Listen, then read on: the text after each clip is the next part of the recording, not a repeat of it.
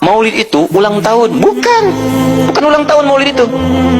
Bukan ulang tahun, bukan peringatan ulang tahun Maulid itu. Ingat baik-baik. Kalau pakai peringatan itu pakai Id. Id, Idul Milad, ya, hari kelahiran, peringatan hari kelahiran, ulang tahun. Tapi kalau cuma Maulid itu waktu kelahirannya. Apa hukumnya hari kelahiran? Hari kelahiran gak ada hukumnya. Yang melekat hukum itu bagaimana menyikapi hari kelahiran itu. Itu poinnya. Paham ya? Ketika ada perbuatan melekat kepadanya, maka di situ ada hukum. Maulud itu bayinya berarti nabinya. Apa hukum maulud? Apa hukumnya nabi? Nabi yang lain gak ada hukumnya. Jadi kalau anda menolak maulud dengan pengertian seperti ini, maka anda keluar dari Islam.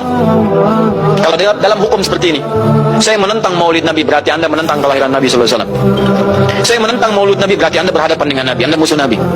Jadi kalau anda dimaksudkan dengan kata maulud dan maulid, anda tidak bisa menentangnya, bisa menerima. Saya menerima. Kenapa? Karena dalam pengertian bahasa, maulid itu artinya waktu kelahiran, maulud artinya nabinya. Bagaimana menyikapi maulid dan maulud itu? Saya tahu nabinya dilahirkan, nabinya sudah ada, jelas ya. Maka kemudian saya pun tahu waktu kelahirannya. Bagaimana kemudian menyikapi itu semua?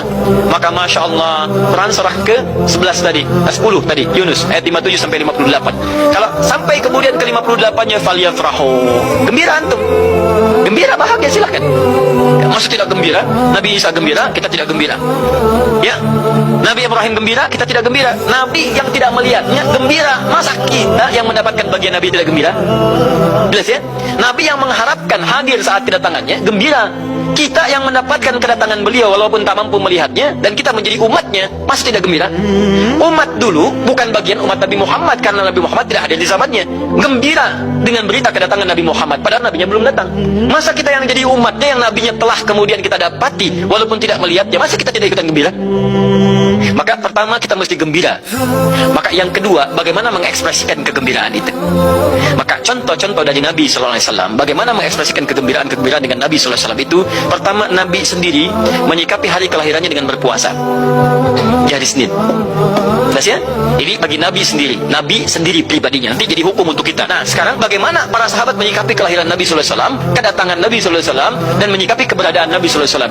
Bukan cuma lahirnya, tapi setiap kedatangannya. Nabi datang dari Madinah, dari Mekah ke Madinah, disambut oleh para sahabat yang ada di sana. Nabi datang dengan perang Tabuk, dari perang Tabuk disambut oleh para sahabat di sana. Tala al-badru alaina min thaniyatil wada'i wajib syukru alaina mada'alillahi da'i. Masya Allah, disambut dengan madid. Bukti kesenangan mereka kepada Nabi SAW.